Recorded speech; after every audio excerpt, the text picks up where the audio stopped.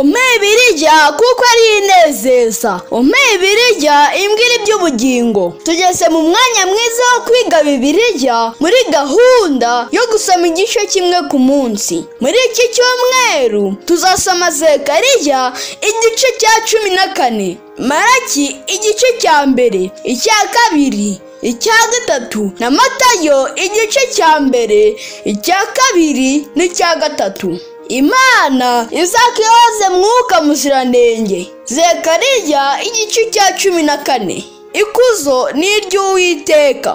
Igihe abantu bari baratangiye kubaka urusengero no kwishimira ko bongeye kwitwa igihugu, Zekariya yabanuriye ko Yerusalemu izongera kugotwa n'amahanga menshi. Zekariya yahanuye ko hazaba umunsi w'imperuka uzaba ukomeye cyane. Kristo azashinga ibirenge ku musozi w'Imizeti handi yabwiririzaga. Isi izasadukamo kabiri, abanzi b'Imana bazashya bashire mu isi, kandi Yerusalemu haturuka uruzi rw'ubugingo. Isi izahindurwa nshya ndetse abaturage bayo bazabaho neza, nta muvumo uzongera kubaho ukundi. Ibintu byose bizandikwaho ko byereshwe Uwiteka. Imana izaduhe gutura muri uwo murwa. Malaki igice cya mbere. Urukundo Imana yadukunze. Malaki yatangiye kubwiriza nyuma ya Hagayi na Zekariya.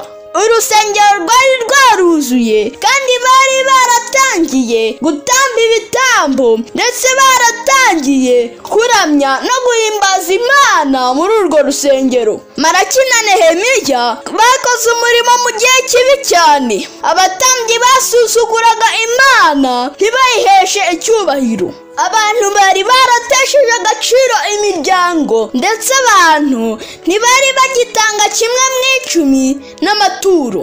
Abisirayeli babajije Imana ibibazo bikomeye bati, twakwimye iki? Twakuvuze iki? Twagusuzuguye dute?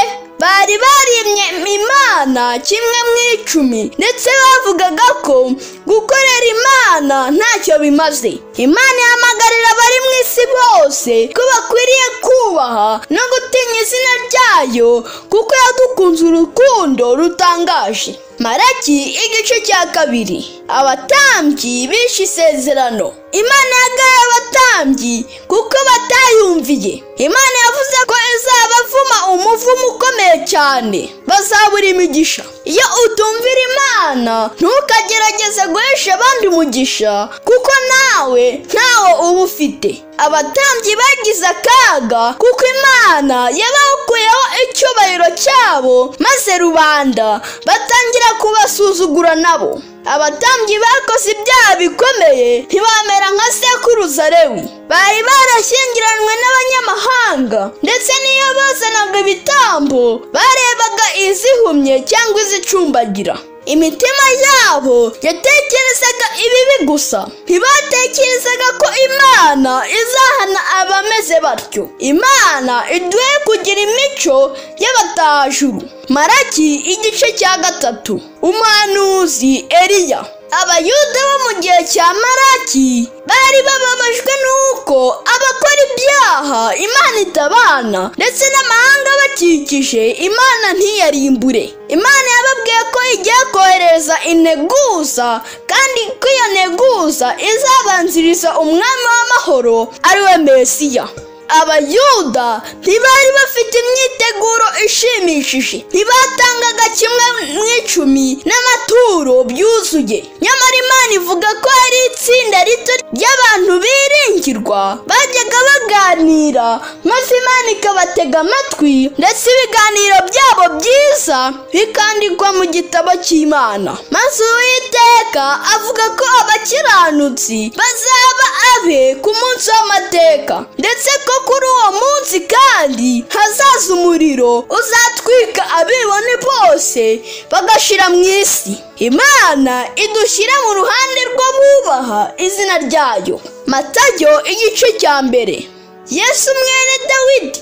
Matayo yanditse inkuru ya Yesu ashaka kwerekana ko ari we wahanuwe uzicara ku ntebe ya Dawidi ryose. Yavuze ibisekuru bikurikiranye uhereye kuri Aburahamu sekuru w'abizera ndetse no kuri Dawidi umwami wa Isirayeli. Matayo witwaga Lewi yari yarize kandi yakiraga imisoro. Yari ajijukiwe ibyo kwandika ndetse no gukurikiranya amateka kugira ngo abasoma iyi nkuru bazizere Yesu. Yagaragaje neza ko ubutumwa bwiza butarobanura ku butoni. Ubwo yandikaga Tamari na Rusi na Rehabu mu bisekuru bya Yesu, tubonamo na Betisheba wari umugore wa Uriya. Imana igaragaza ko itazita ku mateka mabi yaturanze, ahubwo ko abambaza izina ryayo bose bazandikwa mu bitabo byayo. Yitwa Yesu kuko binyuze muri we abantu bose bazabona agakiza k'Imana. Matayo igice cya 2.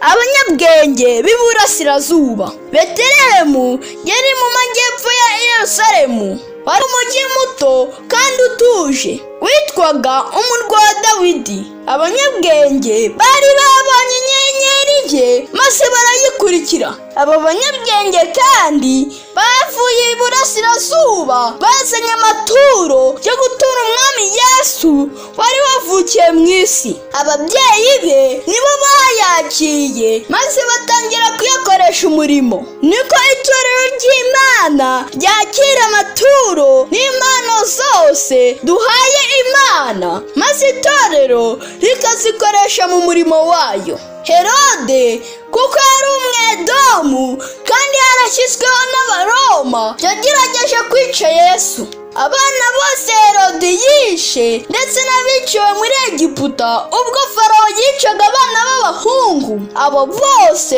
ku munsi w'amateka bazagaragara bari hamwe na Kristo Yesu mu bwami bwo mu ijuru. Satani n'abadayimoni bagerageza iteka kuburizamo agakiza kacu, ariko ntibazabishobora. Yesu wo yavukiye i Betelehemu maze ahungira muri Egiputa. Bigaragaza ko yatangiriye mu Bayuda akomereza mu banyamahanga. Yiyeretse abashumba akurikiza abanyabwenge. Bivuze ko yahereye mu boroheje kandi akomereza no mu bakomeye. Izina rye rishyirwe hejuru. Matayo igice cya 3. Yohana Umubatiza. Hadutse umugabo w'ubwanwa kandi wambaraga uruhu rw'ingamiya maze atangira kwigisha no kwihanisha abantu. Yaryaga iseneni n'ubuki bwo mu butayu kandi umwuka w'Imana yari muri we. Yigishaga ibintu bikomeye, kwihana no kubabarirwa ibyaha. Abafarisayo yababwiye ko ari imbuto zikwiriye abihannye. Abasirikare ababuza kubeshya ndetse no gusahura. No abasoresha abategeka kutaka abantu ruswa. Yesu nubwo nta cyaha yakoze, no yaraje arabatizwa maze ahinduka urugero tugomba gukurikiza. Muri iki cyumweru cyose Imana izakuyoboze Mwuka Muziranenge.